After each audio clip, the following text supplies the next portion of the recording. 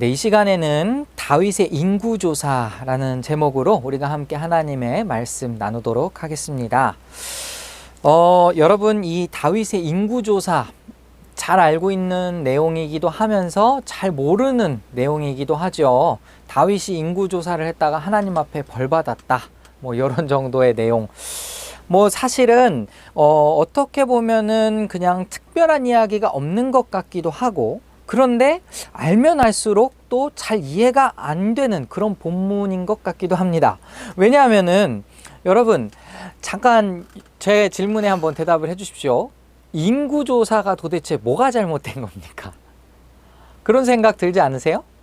인구조사가 잘못된 거예요. 예를 들면은 예전에도 출애굽 시대에 민수기를 보면은 애초에 민수기 자체가 뭡니까? 백성들의 숫자와 관련된 책이지 않습니까? 그래서 1장부터 이 이스라엘 백성들의 수를 계수하고 시작하지 않습니까? 근데 그때는 뭐 별 잘못이 없었잖아요. 그런데 왜 이 다윗의 인구조사는 하나님 앞에 이렇게 벌을 받을 만큼 잘못한 것일까요? 우리가 또 여러 가지를 생각해 볼 수 있습니다. 어쩌면 다윗이 또 그 율법을 어겼기 때문에 하나님이 진노하셨을 수도 있다, 이렇게 접근하는 분들도 계세요. 왜냐하면은 제가 말씀을 잠깐 읽어드리면 지금 네, 제가 갖고 있는 것도 PPT가 뭔가 잘못됐네요.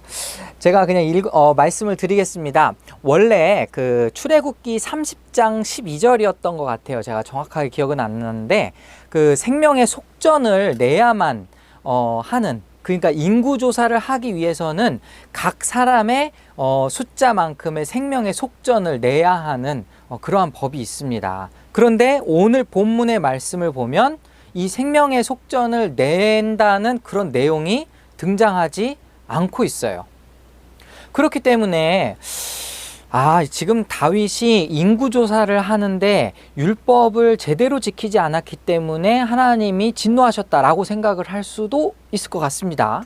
그런데 그렇다고 해서 지금 벌 받는 건 좀 너무 심각한 거 아니냐, 심한 건 아니냐, 좀 이런 생각이 들 수도 있겠어요. 그래서 오늘은 한번 이 말씀을 우리가 본문을 지난 주간에 또 읽은 김에, 지난번에 우리가 사무엘서를 읽을 때는 이 본문을 깊이 살펴보지는 않았는데 오늘 인구조사에 대해서 한번 깊이 한번 생각을 해봤으면 좋겠습니다.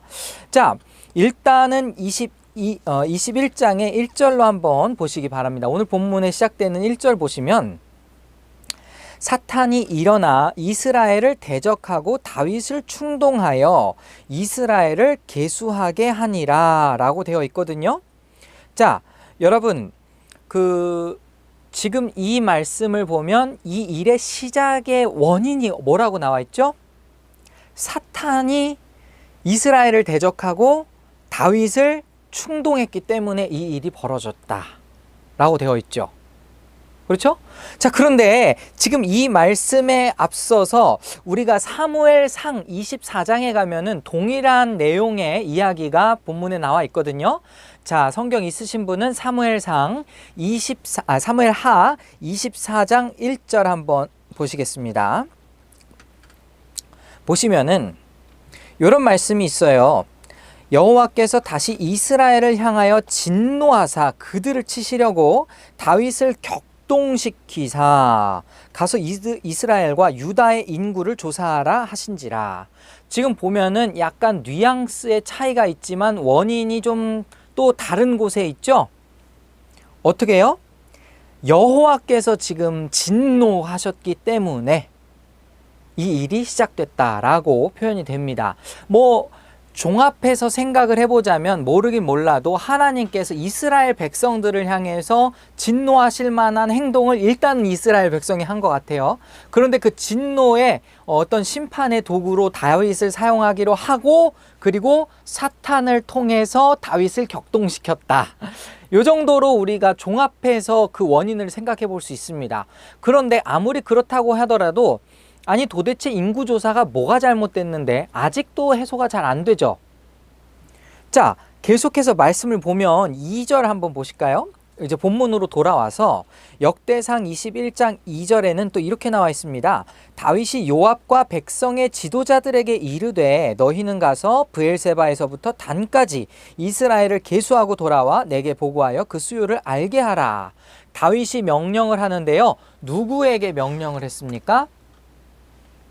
여기에 사람 이름이 한 명 등장하죠. 요압, 그리고 백성의 지도자들. 자, 요압은 어떤 사람이었습니까? 군대 장관입니다. 그런데 예전에 그 출애굽 당시에 이스라엘 백성들을 계수할 때에는 누가 계수했었을까요? 각 지파의 우두머리들이 계수를 했었습니다. 그런데 이번에 지금 다윗이 요압에게, 그것도 군대 장관인 요압에게 명령을 했다라는 것이 약간은 좀 특이하게 느껴지지 않나요?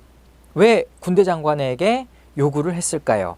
그런데 더 이해하기 힘든 장면은 3절입니다. 이 명령을 받은 요압이 이렇게 이야기를 해요. 요압이 아뢰되 여호와께서 그 백성을 지금보다 100배나 더 하시기를 원하나이다. 내 주 왕이여, 이 백성이 다 내 주의 종이 아니니까 어찌하여 내 주께서 어찌하여 이 일을 명령하시나이까? 어찌하여 이스라엘이 범죄하게 하시나이까? 자, 이렇게 되묻습니다. 여기에서 우리가 약간은 좀 힌트를 얻을 수 있을 것 같아요. 뭐냐면 지금 다윗이 뭔가 큰 착각에 빠졌어요. 사탄이 격동시켜서 그랬는지 모르겠지만 지금 자신이 죄를 범하고 있다라는 것조차 인지하지 못하는 정도의 상황에 처해 있고, 오히려 요압은 이 모든 것이 하나님 앞에 죄가 될 수 있다라는 것을 잘 알고 있었어요. 그래서 왕을 말리죠. 그런데 왕에게 말릴 때 했던 요압의 말이 그 백성을 지금보다 100배나 더 하시기를 원하나이다. 이 말은 무슨 말일까요? 요즘 말로 이야기하면은 이해가 될 수 있을지 모르겠지만은 어느 날 담임 목사가, 저 아닙니다. 저희 교회가 그럴 리가 없으니까요. 어느 날 담임 목사가 너무 많이 사람들이 부흥해가지고 야, 우리 교회 교인들 숫자가 얼마인지 한번 세봐라, 이렇게 부교역자에게 명령을 했는데요. 부교역자가 하나님께서 우리 교회에 20만 명을 더 붙여주시기를 원합니다. 아니, 하나님이 원하시면 그렇게 하실 수도 있습니다. 그런데 왜 굳이 교인들 숫자를 세려고 하는 겁니까? 라고 물어본다면 지금 그 담임 목사가 이 성도 수를 파악하는 목적이 어디 있는 거예요? 자기를 과시하기 위한 그런 마음의 교만이 싹 텄다라고 볼 수 있지 않겠습니까? 다시 말씀드릴게요.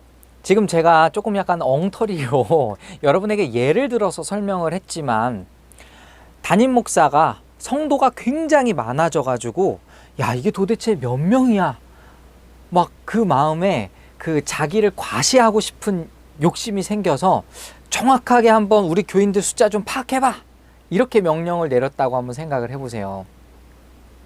그때 부교역자가 아니, 지금도 충분히 많은데 뭘 굳이 셉니까? 그리고 하나님이 원하시면 우리 목사님께 더 많은 성도들 보내주실 거라고 왜 의심하지 않으십니까? 왜 의심하십니까? 뭐 이런 식으로 질문을 던졌다고 한번 생각해 보시기 바랍니다. 그 장면하고 조금 비슷할 것 같아요. 제 생각에는. 지금 다윗은요, 이 앞서서 이제 20장까지의 내용, 이 역대상의 20장까지의 내용만을 살펴보면은 굉장히 승승장구한 정말 최고의 왕으로 묘사가 되고 있습니다. 그래서 정말 심지어 이러한 승승장구하는 주변에 있는 모든 이웃 나라들을 다 제압하는 놀라운 정말 능력의 왕임을 우리가 상기해 본다면, 정말 이 다윗의 모습을 보고 현재 역대상을 읽고 있는 그 당시의 1차 독자들에게 메시아를 기대하게끔 만드는 그러한 수단이 될 수도 있었겠구나, 그렇게도 생각해 볼 수 있을 텐데, 지금 21장에서 이런 인구 조사를 한다라는 것은 다윗의 마음에 교만이 싹 텄다는 것이죠. 왜 그럴까요? 요압을 시켰기 때문에. 요압을 시켰다는 것은 또 무엇을 의미할까요? 그 이후에 보시면 아시겠지만 지금 5절 한번 읽어보실까요? 요압이 백성의 수요를 다윗에게 보고하니 이스라엘 중에 칼을 뺄 만한 자가 110만 명이요 유다 중에 칼을 뺄 만한 자가 47만 명이라. 자, 물론 여기 칼을 뺄 만한 자가 했을 때에 그 민수기법에 해당하는 뭐 20세부터 50세까지의 장성한 그러한 남자 어른들을 계수했다라는 것과 똑같은 의미를 이야기할 수도 있겠지만, 특별히 지금 21장에 쓰인 묘사 그대로 우리가 한번 생각해 보면은 군사력을 측정했다라고도 생각할 수 있죠. 그럼 다윗이 자신의 군사력을 측정한 이유는 무엇입니까? 내가 이만큼 힘이 센 자다 라는 것을 과시하고 싶은 그런 교만이 생겼기 때문에 지금 이스라엘 전 백성의 인구조사를 하자라고 제시를 했던 것이죠. 자, 계속해서 한번 보겠습니다. 이 명령을 받은 요압은요, 이걸 명령을 너무 마땅치 않게 여겨서 6절을 보니까 요압이 왕의 명령을 마땅치 않게 여겨 레위와 베냐민 사람은 계수하지 아니하였더라라고 나옵니다. 여러분, 이거는 나중에 여러분이 사무엘 하에 있는 그 24장에 있는 본문하고 비교해 보면은 그 계수한 숫자가 맞지 않거든요. 그래서 많은 해석자들이 지금 여기 역대상 20장 그 6절에 있는 이 본문을 근거로 해서 그래서 숫자가 정확히 맞지 않는다라고 해석을 하기도 합니다. 어쨌든지 간에 중요한 것은 무엇이냐면은 다윗이 군사력을 측정함으로써 자기가 어떤 교만을 가지게 되었느냐라는 거예요. 제가 계속해서 교만이라고 표현하는데 무엇이 교만일까요? 왕에게 있어서는 무엇이 교만이 되는 것일까요? 여러분, 이때에 이것을 잘못했다라는 것을 인지하게 된 원인이 정확하게 나와 있지는 않지만 이때 한 명의 등장인물이 또 나타나죠. 우리 본문을 넘어서 9절을 한번 보시면 여호와께서 다윗의 선견자 갓에게 말씀하여 이르시되 하면서 지금 갓이라는 선지자가 또 한 명 등장합니다. 자, 여러분, 다윗 주변에는 선지자가 몇 명 있었던 것 같아요. 그 중에 대표적으로 우리가 생각해 볼 수 있는 사람이 누구냐면은 다윗이 밧세바와 죄를 범했을 때에 그때에 딱 등장해서 이것은 잘못입니다 라고 했던 그 선지자 이름이 누구죠? 나단 선지자죠. 그런데 이번에 등장한 9절에 등장한 선지자 이름은 갓입니다. 그러면은 이 갓 선지자는 언제 또 등장을 했었을까? 갓 선지자는요, 이전에 이 사울 왕이 살아있을 그 당시에 다윗이 사울로부터 도망하면서 아둘람 굴에 있다가 그리고 아람 왕의 영토에 들어간 적이 있었거든요. 그때에 이 갓 선지자가 등장해서 다윗에게 다시금 유다 땅으로 돌아오라라는 명령을, 하나님의 명령을 전달해 주었던 선지자입니다. 자, 그러면은 지금 이 선지자의 등장만으로도 꽤 큰 힌트가 될 수 있을 것 같습니다. 무슨 말이냐면은 다윗이 예전에 사울 왕으로부터 도망 다닐 때에 수많은 시편을 짓기도 하고, 그리고 다윗이 그때의 마음이 가난하여서 온전히 하나님만 의지했던 그런 시절이라는 거죠. 그 시절에 하나님의 음성을 들려줬던 선지자가 바로 갓입니다. 그런데 그 선지자가 지금 시간이 많이 지나서 인구조사를 할 때에 또 등장을 했어요. 그렇다라는 것은 무슨 의미입니까? 모르긴 몰라도 그 얼굴을 딱 봤을 때, 갓이라는 선지자의 얼굴을 봤을 때 자기가 옛날에 사울에게 쫓기고 위협에 처했던 그 상황이 떠오르지 않았겠어요? 온전히 하나님만 의지했던 그 시절, 군사력도 제대로 갖추지 않은 상황에서 하나님께서 지켜주시고 보호해 주셔서 그 목숨을 잘 건지고 있었던 그 시절이 떠올랐을 것입니다. 그때와 비교했을 때 지금 다윗의 모습이 어떻지요? 군사력을 지금 자랑하려고 하는 그런 모습을 갖고 있습니다. 자, 이 군사력을 측정을 했을 때의 그 마음에 갑자기 또 죄책감이 찾아왔잖아요. 8절을 보니까 다윗이 하나님께 아뢰되 내가 이 일을 행함으로 큰 죄를 범하였나이다. 이제 간구하옵나니 종의 죄를 용서하여 주시옵소서. 내가 심히 미련하게 행하였나이다 하니라. 이 말씀이 있잖아요. 여러분, 그러면은 지금 다윗이 그 마음속에 어떤 심경이었다라는 것을 우리가 생각해 볼 수 있겠습니까? 이것도 한번 제가 여러분에게 예를 들어서 한번 설명을 해 드리겠습니다. 지금 우리 집 재산이 얼마나 되지? 라고 물어볼 때에 뭐 여러 가지를 생각해 볼 수 있겠습니다. 이 질문 자체가 잘못된 질문이라고 이야기할 수는 없을 것 같아요. 왜냐하면 상황에 따라서 이 질문은 굉장히 많은 차이가 있기 때문입니다. 만약에 제가 빚쟁이에요. 빚이 너무 많아요. 그래서 집을 팔아야 되는 상황이에요. 그러면은 지금 제가 이 집의 가치가 얼마나 되지? 라고 물어봤을 때는 집을 팔아야만 하는 목적이 있기 때문에 물어보는 거잖아요. 질문 자체는 그렇게 악한 것은 아닙니다. 마찬가지로 인구조사를 한다는 그 자체도 악한 것은 아니라는 거예요. 근데 내가 만약에 이 집이 지금 얼마나 되지? 라는 그 값어치를 물어볼 때에 이게 부동산 가격으로 따져서 몇 배나 올랐다라는 것을 내가 알아버리면 그 다음에 내 마음이 어떻게 바뀔까? 야, 나에게 재산이 이만큼 있어? 라고 생각하는 그 순간, 그 이후 하나님을 그만큼 더 멀리하게 되지 않을까요? 여러분 어떻게 생각하십니까? 제가 지금 여러분한테 물론 지금 우리 교회에 별로 잘 사는 사람이 없어가지고 이 질문이 막 와닿지 않을 수도 있어요. 그런데 이건 또 다른 여러 가지 것을 생각해 볼 수도 있죠. 나의 인간관계를 또 생각을 하는데 지금 나에게 카톡 친구가 몇 명이나 되지? 뭐 이렇게 지금 숫자를 센다든지 아니면은 뭐 내가 갖고 있는 것 중에 뭐가 얼마나 되지? 자, 이것을 내가 그 숫자를 인식하는 순간, 인지하는 순간 그 마음이 더 겸손해질까요? 아니면 그 마음이 더 교만해질까요? 여러분, 뭐 인스타그램이나 뭐 하세요? 페이스북 뭐 이런 거 하십니까? 네. 그런 거 하는데 내가 지금 좋아요가 몇 개나 되지? 지금 내 팔로워가 몇 명이나 되지? 의식하지 않다가 의식하는 그 순간에 내 마음속에 깊은 곳에서 나오는 그 기대감이 뭐가 있어요? 나는 뭐 이렇게 인기 많은 사람이야. 혹은 나는 이렇게 뭐 인맥이 풍부한 사람이야. 그러면요, 여러분 그렇게 마음을 갖는 순간 하나님을 의지하기보다는 나에게는 이런 인맥이 있어 라는 어떤 하나님 외에 의지할 장치가 생겼다는 걸 내가 인식하게 되는 그 순간 아니겠어요? 똑같습니다. 굳이 세지 않아도 되는 인구조사. 사실 인구조사 자체가 악한 것은 아니지만은 이 인구조사를 함으로 인해서 자신의 마음에 하나님을 왕으로 모시지 않고 그냥 내가 내 스스로 나의 군사력을 의지하려는 마음을 다윗조차도 지금 깨달았다라고도 생각할 수 있는 것이죠.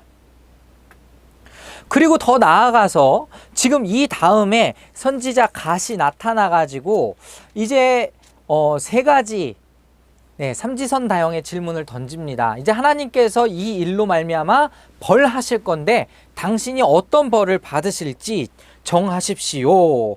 자, 근데 보니까 역대상 21장 12절에 이렇게 나와 있습니다.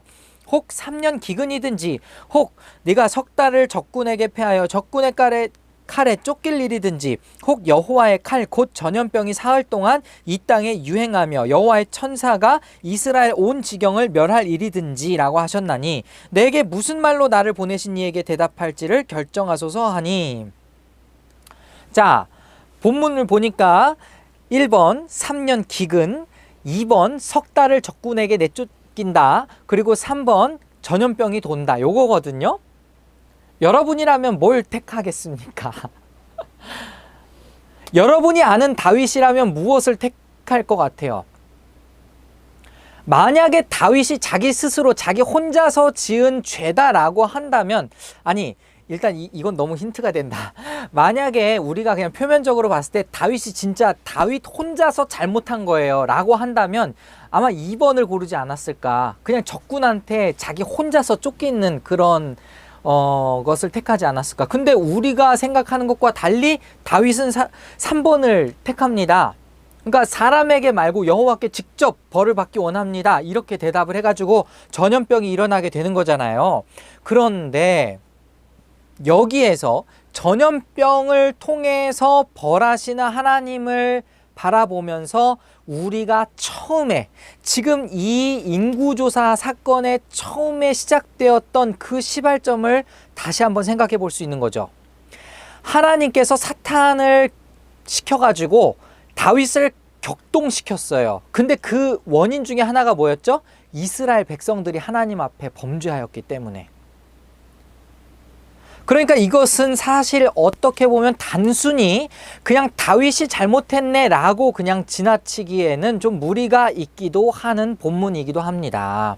이해 가시죠? 하나님께서 다윗의 마음을 다시 한번 건드린 거예요. 어떻게 보면은 참 이것은 하나님의 은혜의 수단으로 다윗의 입장에서는 다시 한 번 더 하나님을 왕으로 모시게끔 하는 그러한 계기를 만들어준 사건이기도 합니다. 동시에 하나님은 이스라엘 백성들을 심판하셨고요. 자, 여러분, 이렇게 우리가 인구조사를 생각해 본다면요, 그냥 단순하게 이건 다윗이 죄를 지었네 라고 생각할 수 있는 부분은 아닙니다. 하나님이 이 인구조사를 통해서 도대체 뭘 하셨나를 우리가 다시 생각해 봐야 된다라는 거예요.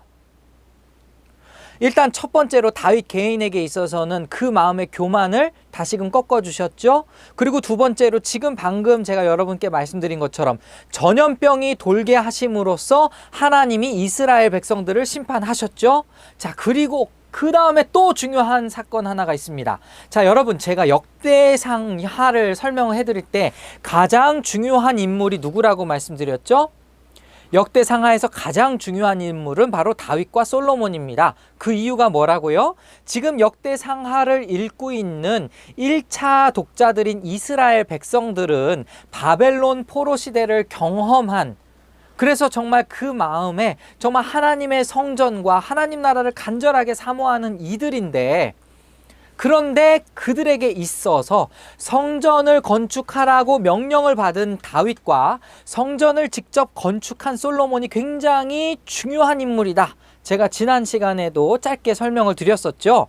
그래서 이 역대상하에는 다윗과 솔로몬의 약점, 그러니까 다윗과 솔로몬이 죄를 지었던 부분에 대해서는 그렇게 많이 언급되지 않는다라고 말씀드렸어요. 그러면 왜 굳이 역대상 21장에서 왜 다윗의 범죄라고 우리가 이야기하는 이 인구조사가 등장하는 것일까요? 하나님께서 이 인구조사를 통해서 이루신 매우 중요한 일이 하나 더 숨어 있기 때문입니다. 여러분, 이 말씀을 보시면 다윗이 어디에 가서 지금 이 전염병이 막 돌 때에 전염병을 멈추기 위해서 어디에서 하나님께 제사를 드렸을까? 자, 여러분, 역대상 21장 18절로 한번 가보시겠습니다. 21장 18절 가면은 여호와의 천사가 갓에게 명령하여 다윗에게 이르시기를 다윗은 올라가서 여부스 사람 오르난의 타작 마당에서 여호와를 위하여 제단을 쌓으라 하신지라.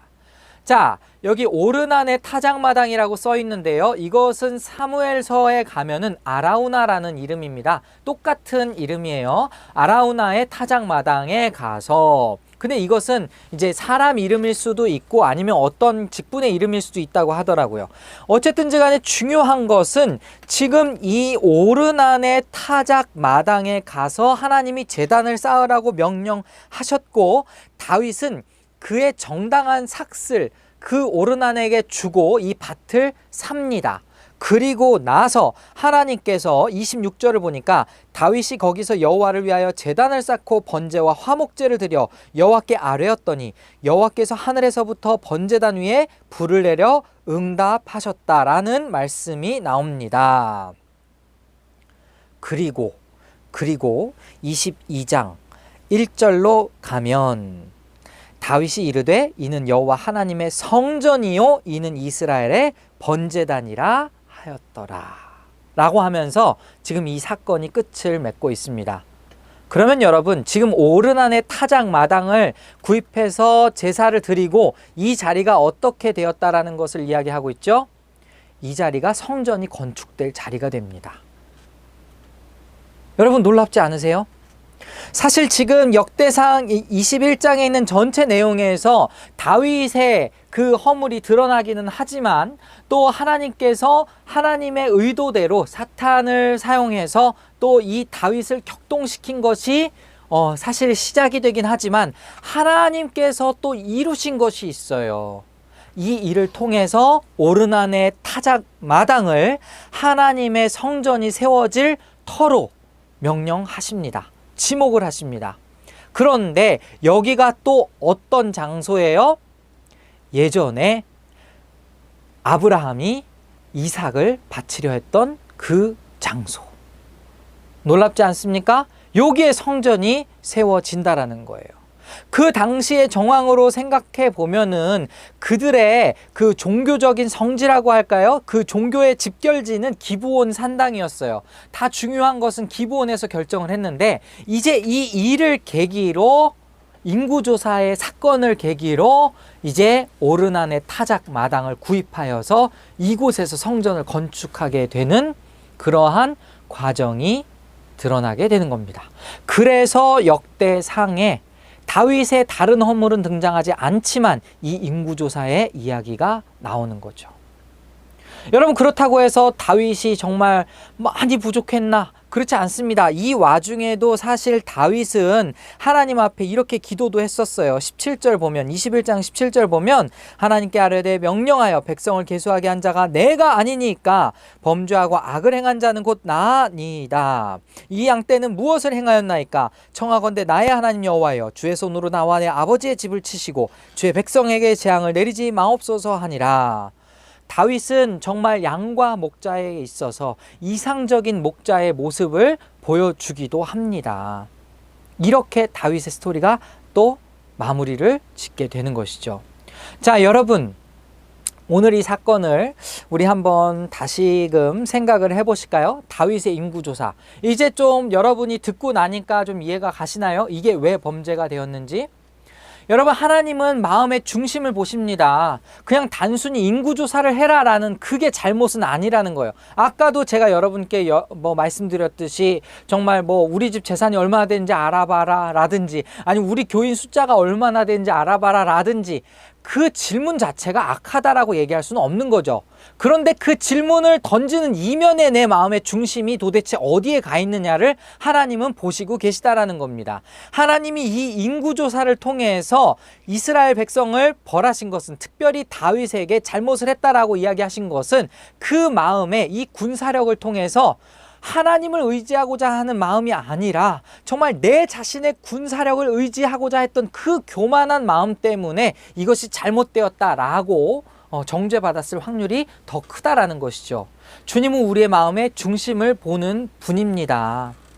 여러분, 하나님 앞에 정말 다시금 내 마음에 무엇을 하든지 간에 나의 의도, 나의 계획, 그리고 내가 행하려는 것, 그 이면에 정말 내 마음의 중심이 무엇인지를 돌아보셨으면 좋겠습니다. 내가 의지가 되어서, 내가 주체가 되어서 하나님을 왕으로 모신다 하면서 내 스스로를 왕으로 만들진 않았는지, 여러분 삶에서 정말 그 주권자가 하나님인지 여러분인지 한번 다시 생각해보는 그런 시간 갖기를 바랍니다. 그리고 뿐만 아니라 하나님께서 이 일을 통해서 다시금 섭리하신 그 범죄한 와중에도 베푸신 은혜가 있죠. 뭐였죠? 첫 번째로는 하나님께서 다윗의 마음을 다시금 겸손하게 만드셨습니다. 그리고 두 번째, 하나님께서 이스라엘 백성들의 잘못 걸어가는 그 길을 심판하셨습니다. 더욱이 세 번째, 역대상에도 기록된 이 목적이 무엇이라고요? 이 인구조사를 통해서 성전이 세워질 장소인 오르난의 타작 마당을 다윗이 구입하게 되었고 그곳에서 제사를 드리게 되었다라는 것입니다. 이것을 통해서 우리가 또 다시금 하나님의 긍휼을 구해 봅니다. 주님, 저의 삶에는 정말 너무나도 많은 허물이 있습니다. 제가 아무리 주님을 의지하려고 하지만 내 마음 깊은 곳에서는 여전히 내 욕심, 내 교만, 내 자랑이 자리 잡고 있습니다. 하나님께서 나의 부족한 부분을 채워주시고 붙들어 주셔서 주님의 도구로 사용하여 주시옵소서. 이렇게 기도할 수 있는 소망이 이 말씀을 통해서 우리가 다시금 깨닫게 되는 거예요. 우리가 연약하지만 하나님은 강하십니다. 우리는 부족하지만 하나님은 완벽하십니다. 그 완벽하신 하나님의 계획 가운데 우리가 쓰임받기 원합니다. 비록 우리가 정말 이 말씀을 통해서 다윗의 연약함 그런 것도 봤지만 하나님의 계획하심, 정말 우리의 어두운 삶 가운데도 하나님이 스스로 빛이 되어 주셔서 우리를 늘 인도해 주고 계시다는 그 확신을 가지면서 정말 소망의 하나님을 붙들면서 사는 우리 모두가 될 수 있기를 소원합니다.